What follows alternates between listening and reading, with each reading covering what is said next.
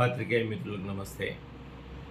కేంద్ర ప్రభుత్వం 2025-26 ఖరీఫ్ సీజన్కు మద్దతు ధరల్ని 14 రకాల పంటలకు ప్రకటించింది. ఈ ప్రకటన పరిశీలిస్తే కేంద్ర ప్రభుత్వం, మోడీ ప్రభుత్వం రైతాంగ వ్యతిరేక విధానాలకు అద్దం పడుతుందని చెప్పేసి చెప్పక తప్పదనేది మేము మా పరిశ్రమలో అఖిల భారత ఐక్య రైతు సంఘంగా పేర్కొంటా ఉన్నాం.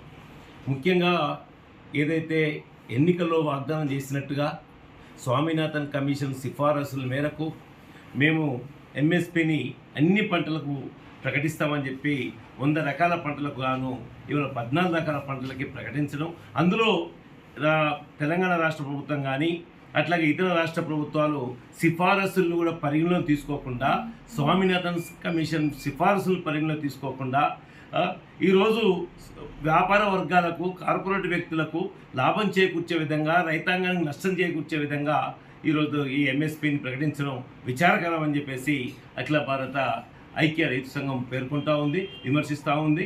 దీన్ని సవరించాల్సిన అవసరం ఉందని చెప్పేసి కూడా ఉదాహరణకు మనం చూసుకున్నప్పుడు ఏదైతే ఇలా వరికి, సాధారణ వరికి ఈరోజు 2,369 రూపాయల ధరని ప్రకటించారు. మేము కోరుతుంది 3,000 రూపాయలు ఉంచాలని. ఏ రకానికి ఈరోజు అదే రకంగా 3,200 రూపాయలు ఉంచాలని చెప్పేసి కోరుతా ఉన్నాం. పత్తికి ఇవాళ 7,710 రూపాయల ధర నిర్ణయం చేశారు.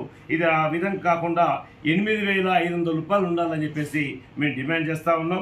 మొక్కజొన్న 2,400 ఈరోజు కేంద్ర ప్రభుత్వం ప్రకటించింది. దీనికి 2,900 రూపాయల ధర నిర్ణయించాలని చెప్పేసి అఖిల భారత ఐక్య రైతు సంఘం డిమాండ్ చేస్తూ ఉంది.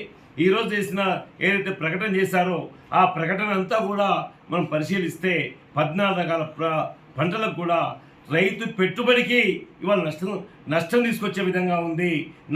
రైతు ఇవాళ ఆత్మహత్యల్ని ప్రోత్సహించే విధంగా ఉంది. కాబట్టి దీన్ని వెంటనే సవరించాలని, అట్లాగే ఈరోజు స్వామినాథన్ కమిషన్ సిఫార్సులను అమలు చేయాలని చెప్పేసి మేము డిమాండ్ చేస్తూ ఉన్నాం.